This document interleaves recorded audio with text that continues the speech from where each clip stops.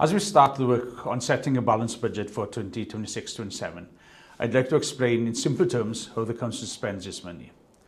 For 2025-26, our revenue budget was set at 209 million. Our budget for 2026 will depend on several factors, including our financial settlement from Welsh Government, how much savings, but also how much income we can generate, the level of increased costs we are facing, for example, inflation and the demand on statutory services like social care, and then what level council tax will be set in March. But if you think of our council budget as a simple £10 note, for every £10, the council spends £3.50 on social care.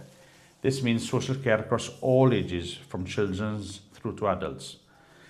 Whilst we may live in a beautiful county, we also have an ageing population, so the demand on that £3.50 is growing.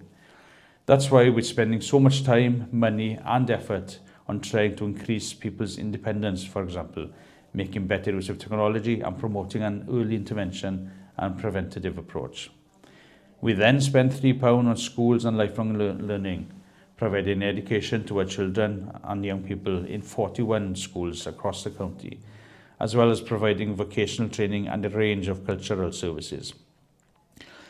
£1 of that £10 then goes on highways and environmental services, things like collecting 30,000 tonnes of waste a year, gritting 464 kilometres of country roads, and that's the equivalent of Aberystwyth to London, by the way, and maintaining 2,267 kilometres of highway, the equivalent of driving from Aberystwyth to Barcelona and back.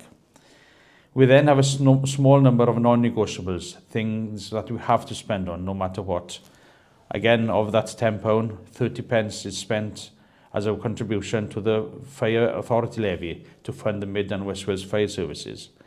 30p goes on capital financing costs, which is financing the building of new schools, the Aberaeron Coast Protection Scheme, and resurfacing the highways. 40p goes then on the council tax reduction scheme to help people on low income with the council tax. This is a means-tested benefit, so the amount a person will get will depend on their income, capital and circumstances. And then 10p goes on members' allowances to ensure fair and reasonable recompense our elected members to support and encourage diverse representation. And what have we got left from that £10? Well, it's £1.40.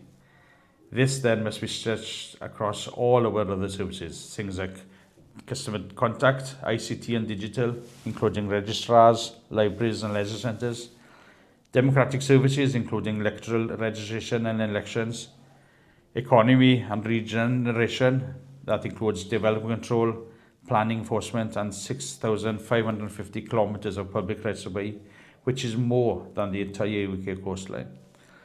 We then got to our finance and procurement department, which includes financial assessments for residents needing social care and processing council tax and business rates. We've got our legal department and governance and people and organisation, which provides human resources and legal support for all council services and schools. And then finally, we've got policy, performance and public protection, including environmental health, licensing, treating standards, complaints, policy and partnerships. So yes, it's a balancing act, and we don't want to compromise on the services that we offer to the residents of Ceredigion. With costs going up due to the cost of living crisis and the impact of inflation, we're currently facing a budget gap, and an increase in council tax is something we have to consider, unfortunately. So I would like to hear from you. Have a go with our budget simulator, and please ensure that you submit the online surveys so that you can have your say, and we want to hear your views. There will be guidelines along the way which will explain what everything is and why expenditure in some elements can change. Your input will truly help us as we consider how to prepare a balanced budget for Ceredigion. So thank you for taking part.